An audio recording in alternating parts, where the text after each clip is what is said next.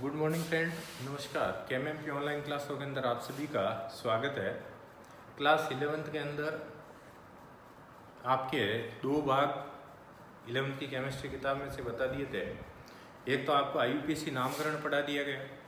IUPAC नामकरण के साथ साथ में एक यूनिट फर्स्ट आपके बेसिक कंसेप्ट ऑफ केमिस्ट्री आपको पढ़ा दिया गया। उम्मीद करते हैं कि भाई आप लोगों ने इन चैप्टर्स को पढ़ा होगा, क्योंकि हम लोग ऑनलाइन मेहनत कर रहे हैं, आप लोगों के लिए वीडियो वगैरह बना रहे हैं, तो आप इन्हें ज़्यादा से ज़्यादा पढ़ें, ठीक है। और अपनी कॉपी के अंदर इनको नोट डाउन करें, ठीक है भाई। क्योंकि आप सब ये जानते हैं ऑनलाइन पढ़ाने का मतलब कैमरे के सामने पढ़ाना और सामने खाली स्टूल, बहुत मेहनत लगती है, इसमें बहुत ध्यान देना पड़ता है। तो हम आप लोगों के लिए इतना प्रयास कर रहे हैं, तो आप भी इनको ज़्यादा से ज़्यादा पढ़ें। जो लोग नहीं पढ़ रहे हैं उनको भी प्रमोट करें कि भाई वो भी, उनको भी ज्ञान आकर्षित करें कि भाई हमारी स्कूल के अंदर ये क्लासें चल रही है, टीचर्स मेहनत कर रहे हैं, हमारा मैनेजमेंट हमारे लिए बहुत प्रयास कर रहा है, तो आप इनको ज़्यादा से ज़्यादा पढ़ें, ठीक है भाई।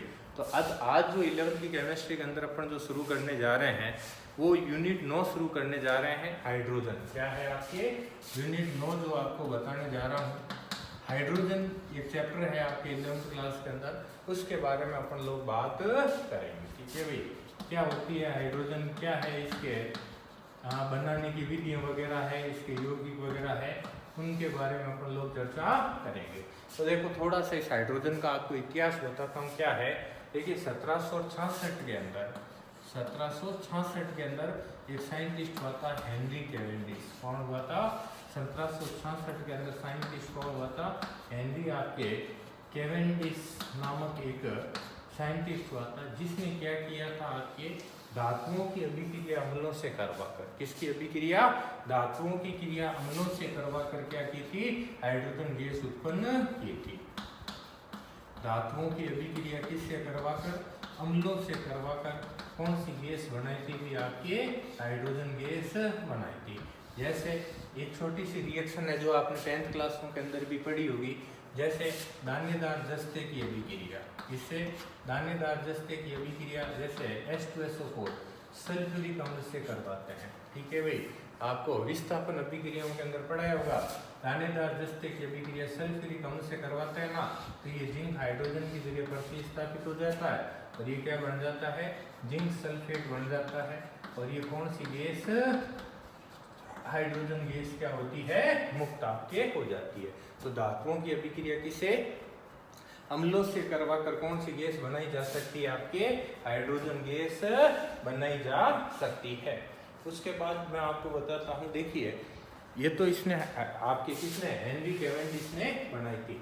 लेकिन 1783 के अंदर क्या है? 1783 के अंदर साइंटिस्ट हुआ था आपके लेवोसियर। कौन हुआ था? लेवोसियर। उसने इसका नाम क्या रखा था? हाइड्रोजन गैस रखा था। 1783 के अंदर लेवोसियर नामक वैज्ञानिक हुआ था, उसने इस गैस, ज्वलनशील गैस का नाम क्या रखा था? हाइड्रोजन रखा था। देखिए फिर से सुनिए क्या कहा मैंने। सर्वप्रथम 1766 में हेनरी कैवेंडिश ने धातुओं की क्रिया अम्लों से करवाकर क्या बनाई थी? आपके हाइड्रोजन गैस बनाई थी। जैसे दानेदार जस्ते की क्रिया H2SO4 से कर दीजिए तो क्या बन जाएगी? आपके हाइड्रोजन गैस बन जाती है। और 1783 में इस गैस का नाम किसने? लेवोसियर ने क्या रखा था? हाइड्रोजन गैस आपके रखा था। अब देखिए आपको मैं बताऊं, ये जो हाइड्रोजन गैस है प्रकृति में आपके मुक्त अवस्था में भी मिलती है और संयुक्त अवस्था में भी आपके पाई जाती है। क्या है? मुक्त अवस्था में भी मिलती है, संयुक्त अवस्था में भी क्या मिलती है? आपके हाइड्रोजन गैस मिलती है, ठीक है ना। हाइड्रोजन गैस क्या है? प्रकृति में मुक्त अवस्था में भी है और संयुक्त अवस्था में भी आपके पाई जाती है, ठीक है ना। अब आपको बताऊं, देखो भूपट्टी के अंदर हाइड्रोजन का जो परसेंटेज है वो कितना है? 1% के आसपास। भूपट्टी में हाइड्रोजन कितना परसेंट मिलती है? 1% के आसपास आपके मिलती है। और संयुक्त अवस्था में तो इसके लाखों करोड़ों यौगिक आपके मिल जाएंगे। जैसे संयुक्त अवस्था में आपको मैं बताऊं, पेट्रोल वगैरह है, डीजल वगैरह है, कोयला है, ये सब हाइड्रोकार्बन यौगिक है। इन सब में क्या मौजूद होती है? हाइड्रोजन गैस मौजूद होती है। पेट्रोल है, पेट्रोल के अलावा जैसे डीजल वगैरह है, कोयला वगैरह है, ठीक है ना भाई। कोयला वगैरह है, हाइड्रोकार्बन यौगिक वगैरह है, उनमें भी क्या पाई जाती है आपके हाइड्रोजन गैस पाई जाती है। ठीक है भाई, हाइड्रोकार्बन यौगिकों इत्यादि में क्या पाई जाती है, हाइड्रोजन गैस आपके पाई जाती है। ठीक है भाई, तो ये होता है इसका जनरल इंट्रोडक्शन। उसके बाद देखिए आवर्त सारणी के अंदर यदि बात करें तो हाइड्रोजन की जो स्थिति है वो विवादास्पद है। ठीक है ना, आवर्त सारणी में हाइड्रोजन की क्या स्थिति है, कहाँ पर इसको रखा गया है, उसके संबंध में आपके यहाँ पर सबसे पहले क्वेश्चन यही बनते हैं। ठीक है भाई, तो मैं आपको बताता हूँ आवर्त सारणी में जो हाइड्रोजन की स्थिति है वो क्या है आपके विवादास्पद है। कौन से आवर्त में, कौन से वर्ग में इसको रखा जाए, ये एक कभी विषय चल रहा है। तो इस पार्ट के शुरू में ही आपके दो क्वेश्चन बनते हैं।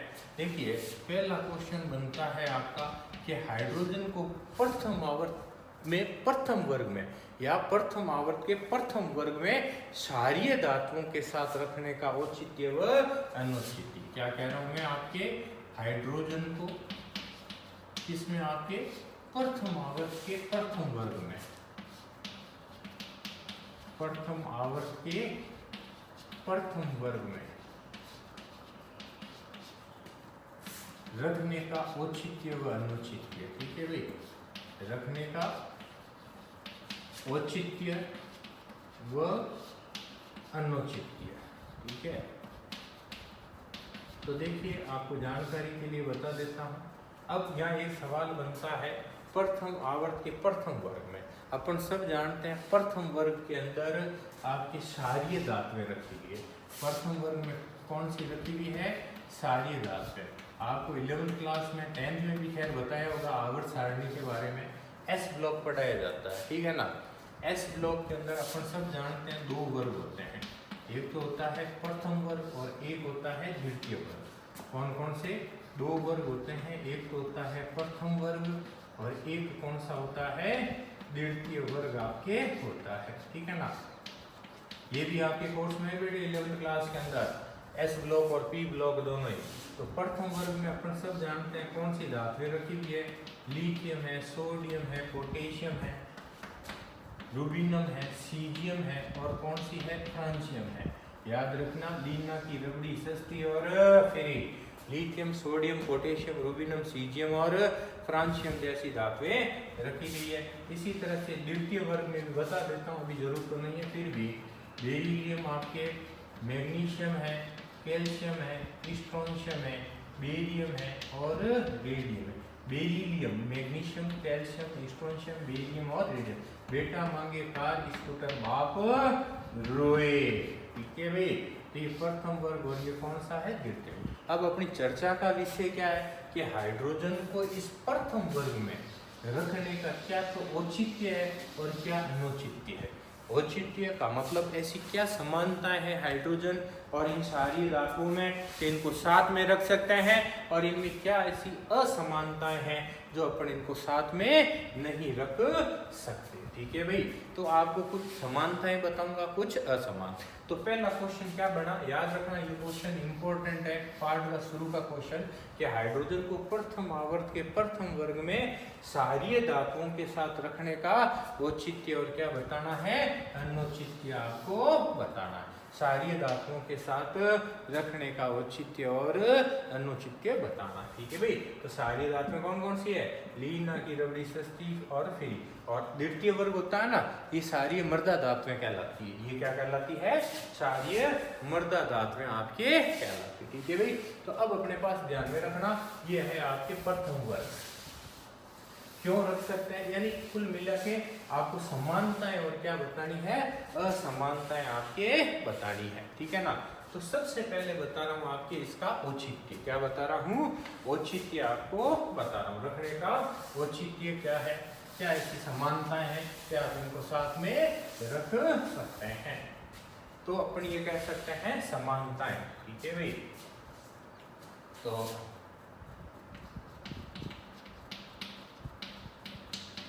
इसके साथ बता रहा हूं, ये याद रखना, लिथियम,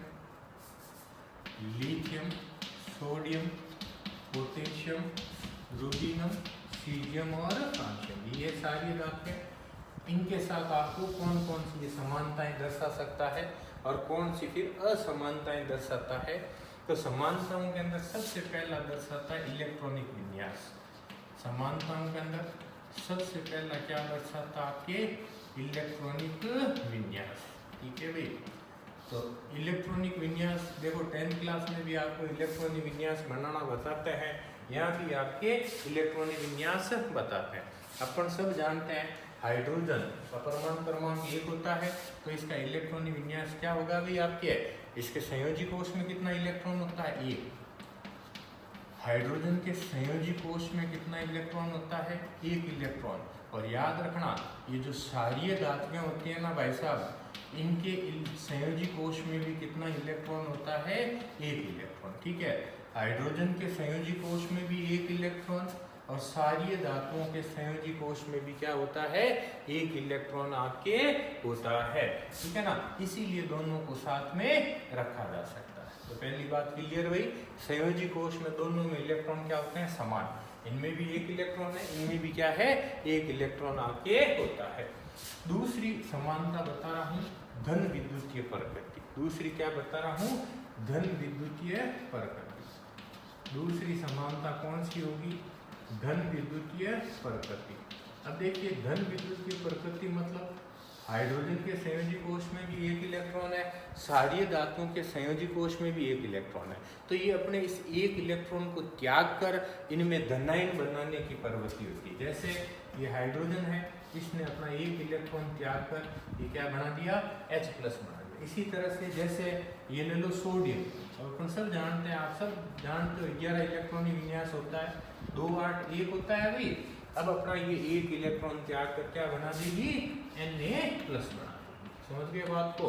तो ये हो जाएगा 2 8। तो हाइड्रोजन में भी इलेक्ट्रॉन त्याग कर धनायन बनाने की प्रवृत्ति होती है और क्षारीय धातुओं में भी इलेक्ट्रॉन त्याग कर क्या बनाने की प्रवृत्ति होती है धनायन बनाने की प्रवृत्ति। अरे पहले दो इलेक्ट्रॉनिक विन्यास दोनों का समान है, हाइड्रोजन के संयोजी कोश में भी 1 इलेक्ट्रॉन और क्षारीय धातुओं के संयोजी कोश में भी 1 इलेक्ट्रॉन। इसी तरह से हाइड्रोजन भी अपना इलेक्ट्रॉन त्याग कर धनायन बना सकता है और सोडियम भी अपना, सोडियम नहीं पूरी क्षारीय धातुएं सभी अपना इलेक्ट्रॉन त्याग कर क्या बनाती है धनायन बना सकती है। ठीक है भाई। तीसरी जो आपको बात बता रहा हूँ, तीसरी समानता बता रहा हूँ ऑक्सीकरण अवस्था। क्या बता रहा हूँ ऑक्सीकरण अवस्था। तीसरी समानता कौन सी होगी ऑक्सीकरण अवस्था। तो हमेशा ध्यान रखिए ऑक्सीकरण अवस्था, देखिए इस पे भी +1 चार्ज है, इन पे भी +1 चार्ज है, तो हाइड्रोजन की भी ऑक्सीकरण अवस्था +1 होती है, वह क्षारीय धातुओं की भी ऑक्सीकरण अवस्था क्या होती है +1 होती है। हाइड्रोजन की भी ऑक्सीकरण अवस्था +1 और क्षारीय धातुओं की भी ऑक्सीकरण अवस्था क्या होती है +1। इसी तरह से चौथी समानता बता सकते हैं संयोजकता। क्या बता सकते हैं संयोजकता। देखिए हाइड्रोजन की भी संयोजकता +1 है और क्षारीय धातुएं जो होती है ना इनकी भी संयोजकता क्या होती है +1। हाइड्रोजन की संयोजकता भी +1 और क्षारीय धातुओं की भी संयोजकता क्या होती है बेटे +1 आपके होती है। समझ गए बात को। कितनी समानताएं हो गई भाई 4। पहले इलेक्ट्रॉनिक विन्यास, दूसरी धन विद्युतीय प्रकृति, चौथी ऑक्सीकरण अवस्था, पांचवी कौन सी हो गई आपके संयोजकता, सॉरी चौथी आपके संयोजकता। पांचवी बता रहा हूँ अधातुओं से अभिक्रिया। पांचवी क्या बता रहा हूँ अधातुओं से अभिक्रिया। तो अधातुओं से अभिक्रिया का मतलब ये जो हाइड्रोजन होती है ये क्या कर सकती है आपके अधातुओं से अभिक्रिया कर सकती है। इससे अधातुओं से क्या कर सकती है अभिक्रिया कर सकती है। तो क्षारीय धातुएं भी क्या है अधातुओं से अभिक्रिया कर सकती है। और बताना चाहें तो बता सकते हैं अपचायक प्रकृति। और समानता क्या होती है अपचायक प्रकृति। हाइड्रोजन भी अपचायक प्रकृति की होती है और क्षारीय धातुएं भी क्या मिलती है अपचायक प्रकृति की आपके होती है। ठीक है ना भाई। तो कितनी समानताएं हो गई भाई 6 समानताएं लगभग। इलेक्ट्रॉनिक विन्यास है, धन विद्युतीय प्रकृति है, ऑक्सीकरण अवस्था है, संयोजकता है, अधातुओं के साथ अभिक्रिया है और क्या है अपचायक प्रकृति इनकी होती है। तो ये तो हो गई बेटे समानताएं। इन समानताओं के आधार पर अपन कह सकते हैं कि हाइड्रोजन को प्रथम आवर्त में प्रथम वर्ग क्षारीय धातुओं के साथ अपन लोग रख सकते हैं। हाइड्रोजन को किसके साथ रखा जा सकता है? क्षारीय धातुओं के साथ रखा जा सकता है। उसके बाद अब आपके पास जो सेकंड बात है, अब बता रहा हूँ आपके असमानता। क्या बता रहा हूँ? असमानताएं। ऐसी कौन कौन सी असमानताएं हैं जो हाइड्रोजन की इसके साथ दर्शाते हैं? पहला तो हो गया औचित्य। अब सेकंड चीज क्या है? अनुचित्य या असमानताएं। तो दो चार असमानताएं भी हमेशा ध्यान रखो। देखो एक बात ध्यान रखो, इस तरह के क्वेश्चन जब पेपर में आता है ना, तो ज्यादा से ज्यादा क्या है बेटे, 4 तो समानताएं और 4 असमानताएं लिखनी चाहिए, क्योंकि बहुत ज्यादा है आपके, तो ज्यादा से ज्यादा क्या 4 समानता और 4 असमानताएं अपने को लिखनी चाहिए। तो अब देखिए सबसे पहली असमानता है, देखिए ये जो हाइड्रोजन है ना भाई, ये तो एक अधातु है। हाइड्रोजन तो क्या होती है? अधातु होती है, जबकि क्षारीय धातुएं वर्ग 1 में क्या रखी हुई है? क्षारीय धातुएं, यानी वर्ग 1 के जो एलिमेंट है इनमें क्या है? आपकी क्षारीय धातुएं होती है, यानी ये प्रकृति में प्रारूपिक रूप से तो धातुएं हैं, जबकि हाइड्रोजन क्या है? अधातु। तो धातु और अधातु को कैसे साथ में रखेंगे? इनके गुणों में भी क्या होती है? भिन्नता। तो हाइड्रोजन तो अधातु है, जबकि क्षारीय धातुएं प्रारूपिक रूप से क्या होती है? धातुएं आपके होती है। दूसरी असमानता बताई जाए आपको, देखिए हाइड्रोजन तो एक गैस होती है, हाइड्रोजन तो गैस है, जबकि क्षारीय धातुएं जो होती है ना, ये सभी ठोस होती है। क्या होती है? क्षारीय धातुएं क्या होती है? आपके ठोस अवस्था में पाई जाती है। ठीक है भाई, क्षारीय धातुएं कौन सी अवस्था में होती है? ठोस अवस्था के अंदर आपकी होती है। तो गैस और ठोस के गुणों में तो फिर अंतर होगा, तो इनको साथ में कैसे रख सकें?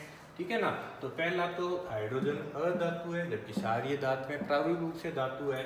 हाइड्रोजन गैस है, जबकि क्षारीय धातुएं कौन सी अवस्था में होती है? ठोस अवस्था में होती है। तीसरी असमानता बताऊं, देखो हाइड्रोजन का जो धनायन होता है ना, इसका स्वतंत्र अस्तित्व संभव नहीं है। हाइड्रोजन के धनायन का क्या है? आपके स्वतंत्र अस्तित्व संभव नहीं है, जबकि क्षारीय मृदा धातुओं में जैसे Lai+ है, Na+ है, इनका क्या संभव है? स्वतंत्र अस्तित्व संभव है। यानी हाइड्रोजन के धनायन का स्वतंत्र अस्तित्व संभव नहीं है, जबकि क्षारीय धातुओं के जो धनायन है ना, इनका स्वतंत्र अस्तित्व क्या होता है? संभव आपके होता है। इनका क्या है? स्वतंत्र अस्तित्व आपके संभव होता है। क्लियर भाई? कितनी असमानताएं आ गई? 3। चौथी बताऊं आपको, और देखिए हाइड्रोजन की जो परमाणुकता है वो 2 होती है, या यूं कहें हाइड्रोजन क्या है? द्विपरमाणुकीय है। हाइड्रोजन क्या होती है? द्विपरमाणुकीय आपके होती है, जबकि क्षारीय धातुएं यानी वर्ग 1 में रखे गए जो तत्व हैं वो सब एक परमाणु होते हैं। कैसे होते हैं? एक परमाणु आपके होते हैं। हाइड्रोजन द्विपरमाणु, इनकी परमाणुता 2 होती है, जबकि क्षारीय धातुओं के अंदर जो एलिमेंट रखे हुए हैं उनकी परमाणुता क्या होती है? आपकी एक ही होती है। इसके अलावा और बताऊं एक आधा असमानताएं, हाइड्रोजन जो होता है ना, इस हाइड्रोजन की आयनन एंथैल्पी का मान, हाइड्रोजन की क्या बताइए? आपके आयनन एंथैल्पी का जो मान है ना, वो क्षारीय धातुओं की अपेक्षा बहुत ज्यादा उच्च होता है। हाइड्रोजन की जो आयनन एंथैल्पी है वो किसकी अपेक्षा? क्षारीय धातुओं की अपेक्षा क्या होती है? उच्च होती है। ठीक है भाई, क्षारीय धातुओं की अपेक्षा क्या होती है? आपके उच्च होती है। तो ये आपके 5 क्या बता दी? असमानताएं। 5 है आपको समानताएं बताई गई, 5 है क्या बताई गई? असमानताएं। असमानताओं में पहली हाइड्रोजन अधातु है, क्षारीय धातुएं धातु है। दूसरी असमानता हाइड्रोजन गैस होती है, क्षारीय धातुएं कौन सी अवस्था में? ठोस अवस्था में। इसी तरह से हाइड्रोजन का स्वतंत्र अस्तित्व संभव नहीं है, जबकि अन्य क्षारीय धातुओं के जो धनायन होते हैं ना, उनका स्वतंत्र अस्तित्व संभव है। हाइड्रोजन द्विपरमाणुकीय, क्षारीय धातुएं एक परमाणुकीय। हाइड्रोजन की आयनन एंथैल्पी का मान क्षारीय धातुओं की आयनन एंथैल्पी की अपेक्षा क्या होता है? उच्च होता है। ठीक है भाई, तो ये आपके इस तरह से पूरा क्वेश्चन कंप्लीट होता है। सवाल क्या था? हाइड्रोजन को प्रथम आवर्त के प्रथम वर्ग में क्षारीय धातुओं के साथ रखने का औचित्य और अनौचित्य। तो क्या क्या चीज बताएगी भी औचित्य और अनौचित्य में? औचित्य में 5-6 समानताएं बताएगी थी और अनौचित्य में क्या बताएगी आपके 5-6 असमानताएं बताई जाती। इस तरह से ये क्वेश्चन कंप्लीट होता है और हाइड्रोजन की स्थिति क्या है, विवादास्पद रहती है। ठीक है भाई। अगली कालांश जो होगी उसमें एक फिर क्वेश्चन बनेगा, सेम टाइप का क्वेश्चन बनेगा कि हाइड्रोजन को प्रथम आवर्त के 70वें वर्ग में, ये तो था प्रथम आवर्त के प्रथम वर्ग में, फिर क्या बताऊंगा, हाइड्रोजन को प्रथम आवर्त के 70वें वर्ग में रखने का औचित्य और अनौचित्य। ठीक है भाई, किसमें रखने का, 70वें वर्ग में रखने का औचित्य और अनौचित्य बताया जाएगा। ठीक है भाई। तो इस क्वेश्चन को अच्छी तरह से अपनी कॉपी में नोट करें, जो समानताएं बताई है, जो असमानताएं आपको बताई गई है। ठीक है भाई। नया पाठ शुरू हुआ है आज से, तो बढ़िया तरीके से इसको नोट डाउन आप लोग करें। ठीक है भाई। इसी के साथ आपके ये क्लास खत्म होता है। तो विशेषकर आप ये जो प्रथम आवर्त का प्रथम वर्ग है इसको अच्छी तरह से पढ़ें। धन्यवाद।